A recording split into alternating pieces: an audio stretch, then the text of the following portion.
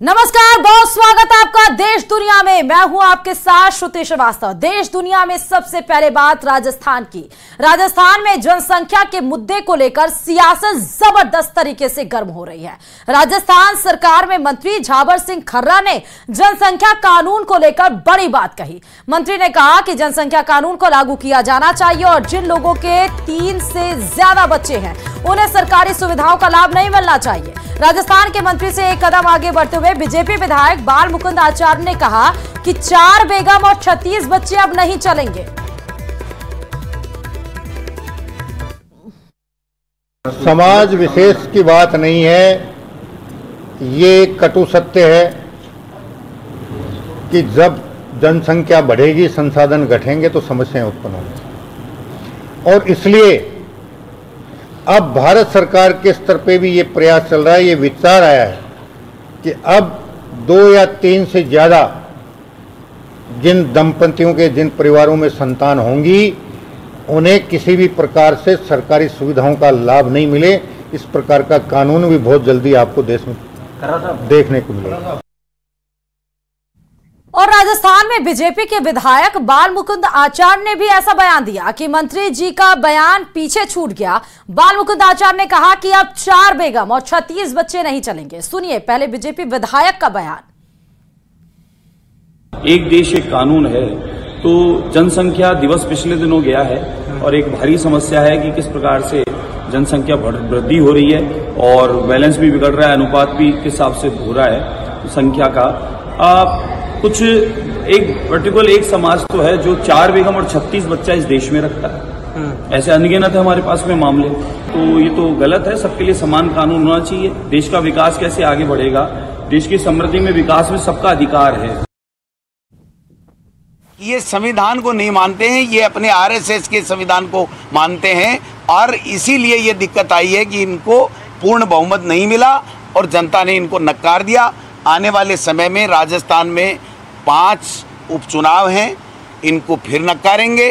अभी इंडिया गठबंधन ने जो 13 उपचुनाव थे पूरे देश में, उसमें इनको नकारने का काम किया है। तो मैं समझता हूं कि इस तरीके की बयानबाजी करके और ये माहौल को पूरे देश में खराब करना चाहते हैं, अशांति फैलाना चाहते हैं, जिसका उनको कोई अधिकार नहीं है। संविधान को कोई भी समाप्त नहीं कर सकता, संविधान को कोई परिवर्तित नहीं कर सकता, मैं दावे के साथ कहता हूं। इसलिए ये जो मंत्री जी का बयान है वो बहुत ही निंदनीय है। हम सब लोग इनकी निंदा करते हैं। लेके आए तो कौन मना कर रहा है? लेके आए, कानून बनाए। पहले भी था 2 बच्चों का कानून नौकरियों के अंदर, क्यों लेके आए? ये बयान ज्यादा देते हैं, काम कम करते हैं। मैं तो कहूँगा पहले कानून बनाए फिर बात करें। और इधर उत्तर प्रदेश के बरेली में तौकीर रजा के सामूहिक धर्म परिवर्तन कराने के ऐलान के बाद बरेली पुलिस ने इस पर जांच करने और जांच के आधार पर कार्रवाई करने की बात कही। तौकीर रजा ने प्रशासन से 5 जोड़ों का धर्म परिवर्तन कराकर सामूहिक निकाह कराने की अनुमति मांगी, जिस पर बरेली पुलिस ने जांच की बात कही और यह भी कहा कि बरेली की शांति व्यवस्था को बिगाड़ने की अगर कोशिश होती है तो उस पर कार्रवाई की जाएगी।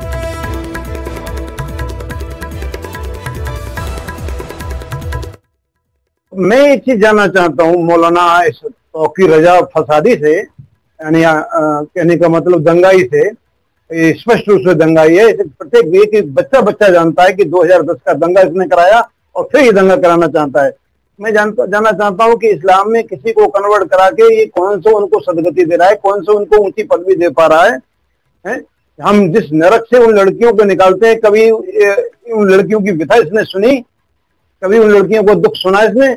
वो कितनी बुरी तरीके से रोती हैं, चिल्लाती हैं, छत से उनको इसी को धक्का दिया जाता है। एक व्यक्ति विशेष द्वारा इस तरह की चेतावनी देना कि हम 23 जोड़ों को विवाह करा के उनका धर्म परिवर्तन कराएंगे, ये तो खुली जाती है। मैं माननीय मुख्यमंत्री योगी आदित्यनाथ जी से आग्रह करूंगा, ऐसे व्यक्ति के खिलाफ कानूनी कार्रवाई की जानी चाहिए और ऐसे आयोजन का किसी भी तरह से परमिशन नहीं दी जाए। कल नगर मजिस्ट्रेट को एक आयोजन के लिए एप्लीकेशन दी गई है, जिसकी जांच स्थानीय पुलिस और एलआई द्वारा की जा रही है। बाद जांच की आख्या प्रेषित की जाएगी। बरेली पुलिस समस्त जनपद वासियों को आश्वस्त करती है कि किसी को भी शहर या जनपद की शांति व्यवस्था के साथ शरारत करने की किसी प्रकार की अनुमति नहीं दी जाएगी।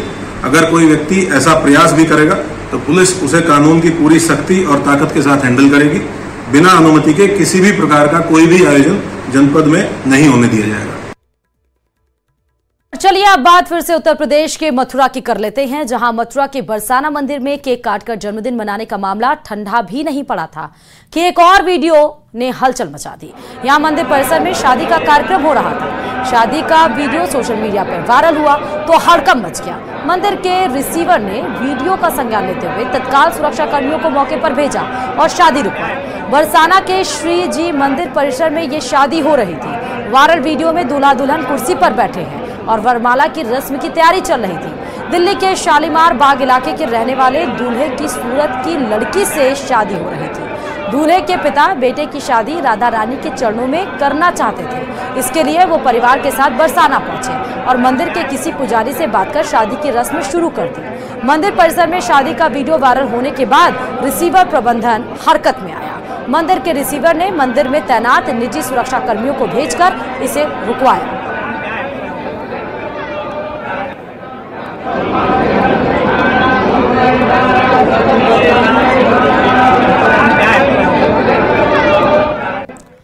और अब बात अलवर से खबर की, जहां खेरडली कस्बे में दिन दहाड़े एक युवक के अपहरण का मामला सामने आया। आरोप है कि 2 लाख रुपए की फिरौती के लिए 4 गाड़ियों में सवार लोगों ने युवक का अपहरण किया। हालांकि मामले की सूचना लगते ही पुलिस ने 2 घंटे में युवक को अपहरणकर्ताओं के चंगुल से मुक्त करा लिया। पुलिस के मुताबिक युवक बाइक से जा रहा था, तभी 4 गाड़ियों में सवार 10 से ज्यादा अधिक लोगों ने गाड़ी आगे लगाकर उसे गाड़ी में बैठा कर ले गए, जिसके बाद जगह जगह ले जाकर मारपीट की, जिनके पास से हथियार भी थे। अपहृत युवक एक वकील के यहाँ काम करता है। जब युवक के फोन पर कॉल करने पर दूसरे के पास फोन होने पर वकील को आशंका हुई, जिस पर वकील ने पुलिस को सूचना दी। तब जाकर ये पूरा मामला पुलिस को समझ में आया, जिस पर एक्शन लिया गया।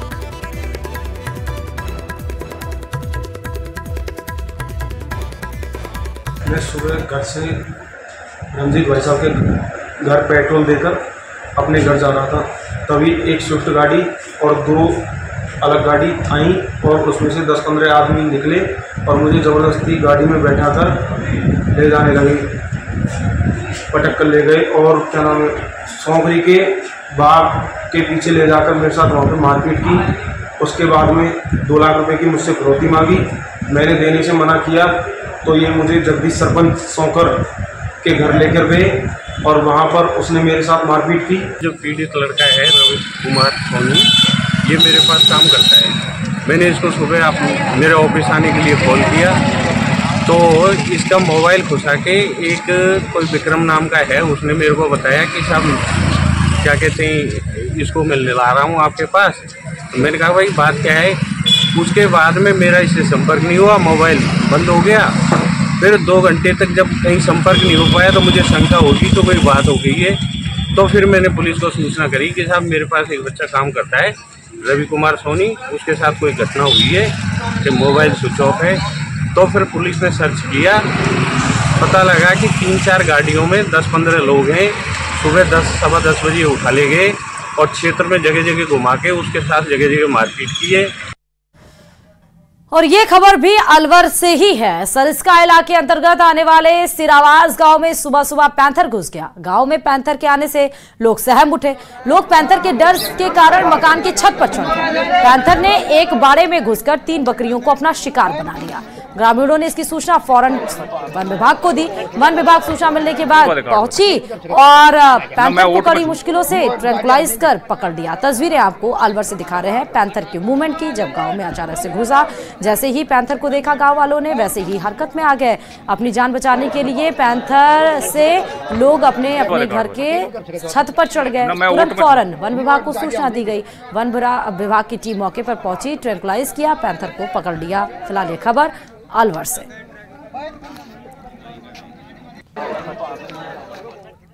और इधर मध्य प्रदेश के खरगोन में 2 दिन से लगातार रुक रुक कर हो रही बारिश के चलते शहर से गुजरने वाला सत्ती घाटा का नाला उफान पर है। लगातार तेज बारिश के चलते बड़वा की कई कॉलोनियों में भी जलभराव की स्थिति बन गई है। हाउसिंग बोर्ड क्षेत्र में जलभराव की स्थिति को देखते हुए प्रशासन की टीम ने खंडवा रोड नाके के पास जाम नाले को खोला है और इधर खरगोन में ही नदी में नगर पालिका का टैंकर भी बह गया। टैंकर सनावत की बांकुर नदी में बह गया। टैंकर नदी किनारे रास्ता बनाने के काम में लगा था। बारिश के चलते नदी की उफान में टैंकर बह गया है।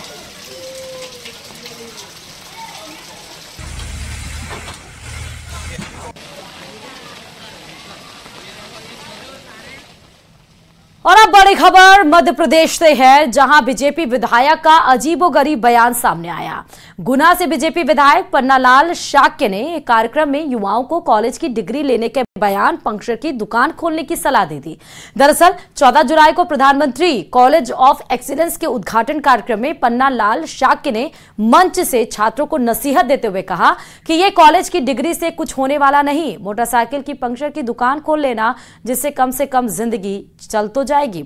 और अगली खबर अब चमोली से बता रहे हैं। दरअसल चमोली में बद्रीनाथ राष्ट्रीय राजमार्ग पागल नाला के पास बंद हो गया, जिससे हाईवे के दोनों तरफ गाड़ियों की लंबी लाइनें लग गई। तस्वीर आपको सीधे उत्तराखंड के चमोली से दिखा रहे हैं। भारी बारिश की वजह से अचानक पागल नाला का बहाव तेज हो गया, जिसकी वजह से सड़क का आधा हिस्सा क्षतिग्रस्त हो गया। मौके पर जेसीबी मशीन लगाकर मार्ग को खोलने की कोशिश की जा रही, लेकिन टूटे मार्ग को ठीक करने में समय लग सकता है।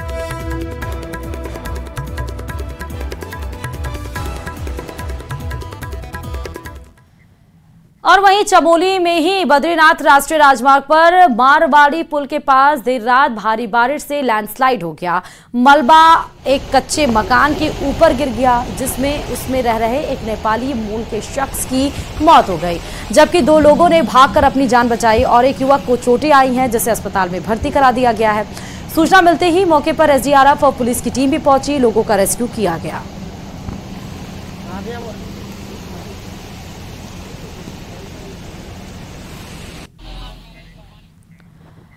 अब सीधे बात महाराष्ट्र की कर लेते हैं। महाराष्ट्र से बाढ़ की एक ऐसी खौफनाक तस्वीर सामने आई जो हिला के रख दिया। दरअसल नासिक के अजनेरी किले पर घूमने गए कुछ पर्यटक पहाड़ी पर चढ़ गए। इस दौरान अचानक भारी बारिश शुरू हो गई। इस वजह से सीढ़ियों पर पानी बहने लगा। तस्वीरें आपको दिख रही हैं, ये अजनेरी की पहाड़ियां हैं जहां पर चढ़े गए पर्यटक लोग चढ़े। अचानक बारिश आई। अजनेरी किले पर 200 से ज्यादा लोग बुरी तरह से फंस गए। पानी के तेज बहाव से लोगों को सीढ़ियों से नीचे उतारने में दिक्कत होने लगी। जानकारी मिलने पर वन विभाग को बुलाया गया। वन विभाग की टीम, रेस्क्यू टीम वहां पर पहुंची। सभी लोगों को फिलहाल बचा लिया गया।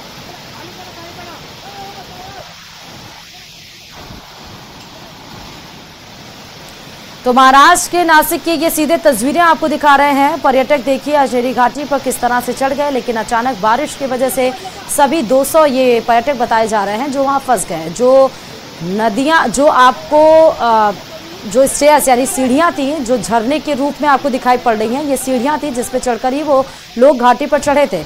लेकिन अब तेज बारिश अचानक हुई, जिससे वो उतरने में सक्षम नहीं हो पाए। वैसे ही वन विभाग को जैसे ही सूचना मिली, वन विभाग की टीम मौके पर पहुंची और धीरे धीरे करके सबका रेस्क्यू किया गया। देखिए एक दूसरे के सहारे हाथ पकड़े हुए कैसे उस पहाड़ी से नीचे उतरते हुए लोग दिखाई पड़े। और मध्य प्रदेश में भी कई जिलों में बाढ़ से हाल बेहाल है। खंडवा में तेज बारिश के बाद नदी नाले उफान पर हैं। खंडवा में इंदौर इच्छापुर हाईवे पर एक पेट्रोल पंप जल भराव के चलते डूब गया। खंडवा के कई इलाके बारिश की चपेट में डूबे नजर आए। सड़कों पर सैलाब बहता हुआ दिखाई दिया। पेट्रोल पंप डूबता हुआ नजर आया। गाड़ियों के पहिए पानी में बिल्कुल बुरी तरीके से डूबे गए। यहाँ तक कि लोगों का जीवन अस्त व्यस्त नजर आया। तो चाहे वो मध्य प्रदेश हो या फिर महाराष्ट्र या फिर राजस्थान या फिर गुजरात या फिर असम या फिर उत्तराखंड, देश के कई ऐसे जिले हैं जो बाढ़ की चपेट में आ गए हैं। तेज बारिश की वजह से लोगों का जीना मुहाल हो चुका है। फिलहाल मध्य प्रदेश के खंडवा की तस्वीर है। तेज बारिश की वजह से पूरा पेट्रोल पंप डूबा नजर आ रहा है। गाड़ियों के पहिए भी उस पानी में डूबे हुए नजर आ रहे हैं। और चमोली के बद्रीनाथ धाम से करीब 1 किलोमीटर पहले गंगा में ग्लेशियर पिघलने से उफान आ गया है। इसके बाद कंचनगंगा सड़क का 50 मीटर हिस्सा मलबे की चपेट में जाकर बह गया। बद्रीनाथ धाम में भी लगातार हो रही बारिश की वजह से नदियों का जलस्तर बढ़ने लगा है। तो ग्लेशियर पिघलने की वजह से आप देख सकते हैं कि किस तरह से कंचनगंगा में उफान पर जो जल स्तर है वो बढ़ गया है। हालांकि ग्लेशियर गर्मी में पिघलता, जब भीषण गर्मी पड़ती है, लेकिन इतनी तेज बारिश हो रही है कि ग्लेशियर भी पिघल रहा है और जिस वजह से जो गंगा कनाल का जल स्तर है वो उफान से ऊपर बह रहा है। जम्मू कश्मीर के डोडा में सुरक्षा बल और आतंकवादियों के बीच मुठभेड़ हुई। आतंकियों से मुठभेड़ में झुंझुनू के अजय नरूका समेत 4 जवान शहीद हो गए। बैसावता कला गांव निवासी अजय नरूका ने परिजनों को शहादत की सूचना मिली। अजय नरूका का परिवार पिलानी में रहता है। 6 साल पहले आर्मी ज्वाइन की थी अजय नरूका ने, लेकिन आतंकियों से मुठभेड़ में 1 अधिकारी और 4 जवान शहीद की खबर निकलकर सामने आई थी, जिसमें अजय नरूका भी थे। आर्मी को 6 साल पहले ज्वाइन किया। जैसे ही घर वालों को सूचना मिली वैसे ही पूरा माहौल गमगीन हो गया। डोडा में सुरक्षा बल और आतंकियों में मुठभेड़ में 1 अधिकारी और 4 जवान शहीद हुए हैं। फिलहाल आपको बता दें कि पूरे इलाके को घेर लिया गया है। सर्च ऑपरेशन अभी भी चलाया जा रहा है। यही है वो आर्मी के जवान जो सुरक्षा बल और आतंकियों के मुठभेड़ में जिन्होंने अपनी जान गंवाई, जो शहीद हुए हैं अजय नरूका, जो कि भैसावत कला निवासी बताया जा रहा है।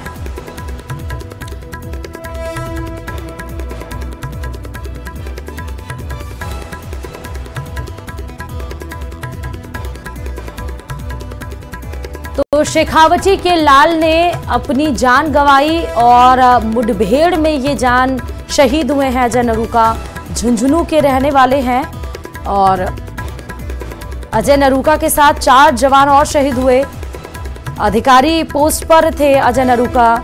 6 साल पहले ही आर्मी ज्वाइन की थी और आतंकियों से मुठभेड़ में शहीद हो गए। परिवार वालों को इसकी सूचना मिल गई है। अब फौरन ही इनका शव इनके गांव, इनके घर पहुंचाया जाएगा।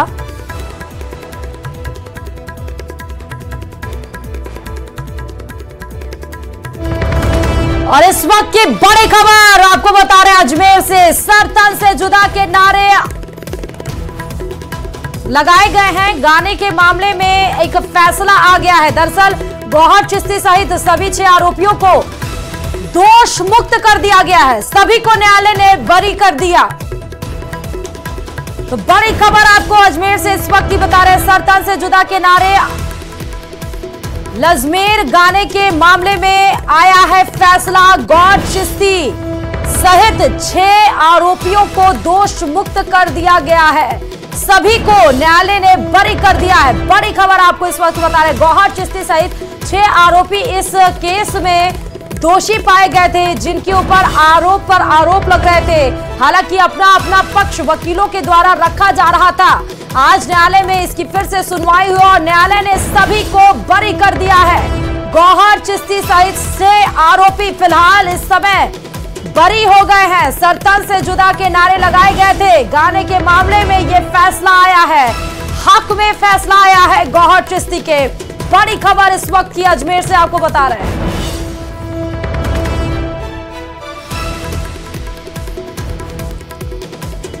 तो कोर्ट ने सभी को बाइज्जत बरी कर दिया है। 6 आरोपी इसमें दोषी पाए गए थे। गौहर चिश्ती सहित सभी को कोर्ट ने कहा कि इनकी गलती नहीं है और इनको ये सजा पाने के हकदार नहीं है।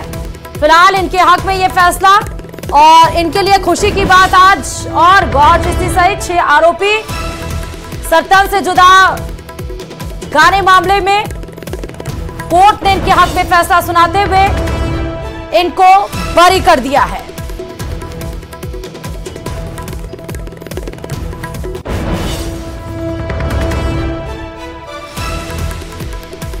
तो मुहर्रम आने वाला है 17 जुलाई, यानी कि मुहर्रम है। उसके पहले गौहर चिश्ती के हक में यह फैसला, उनके चेहरे पर मुस्कान साफ तौर पर देख सकते हैं। ज्यादा जानकारी के साथ अशोक हमारे साथ जुड़ चुके हैं। अशोक, क्या है पूरा मामला, किस मामले में बाइज्जत बरी किया गया है और अभी इनके रिएक्शंस क्या हैं?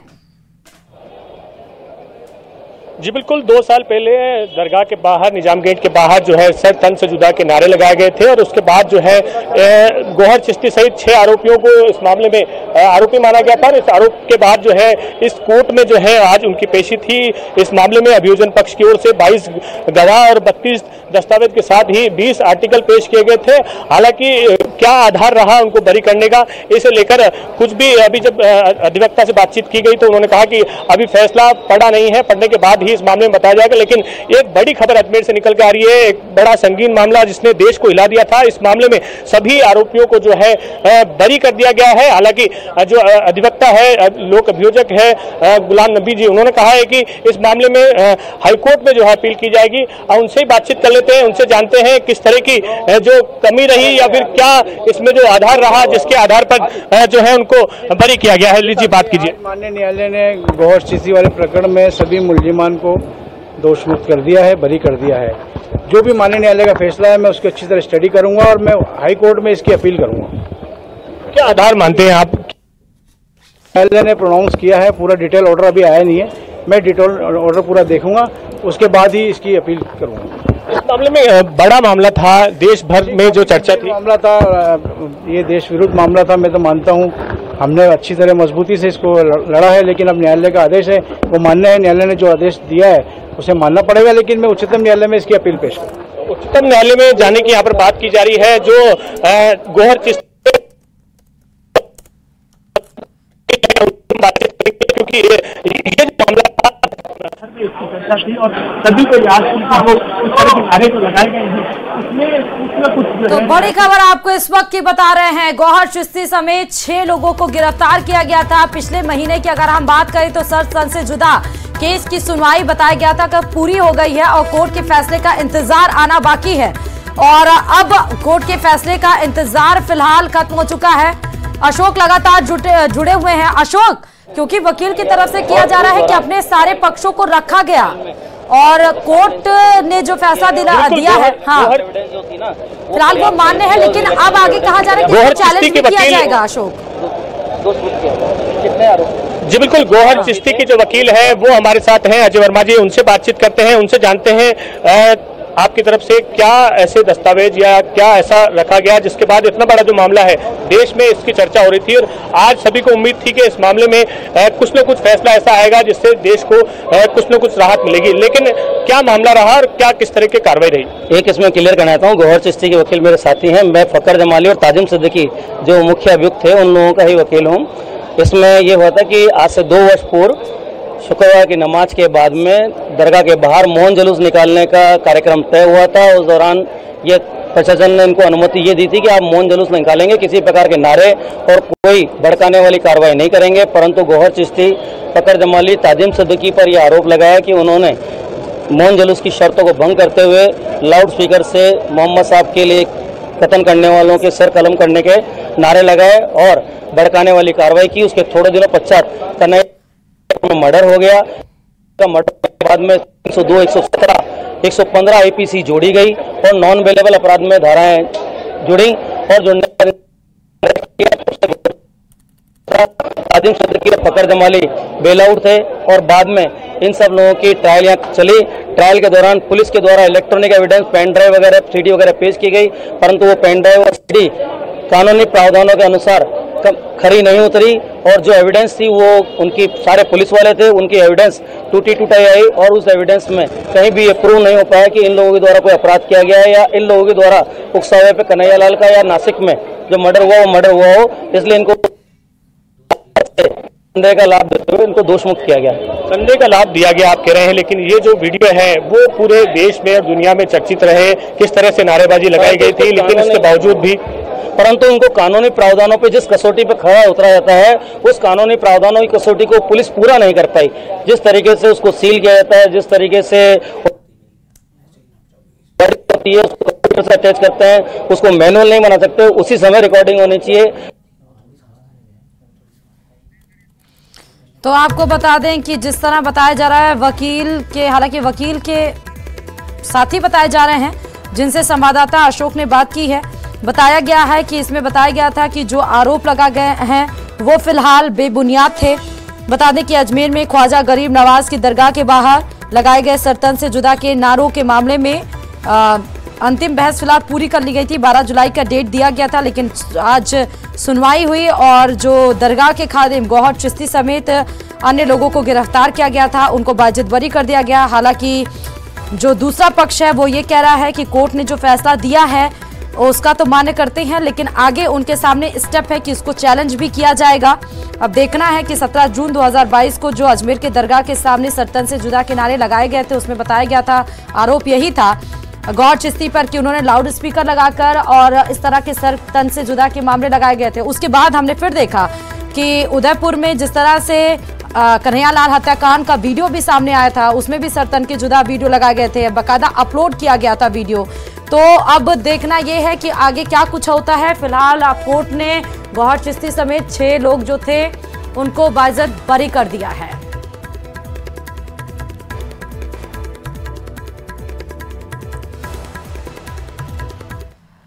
तो बड़ी खबर आपको बता रहे हैं, लेकिन यहां रुकते हैं छोटे से ब्रेक के लिए। खबरों का सिलसिला जारी है और आगे आप मारो राजस्थान जरूर देखिए।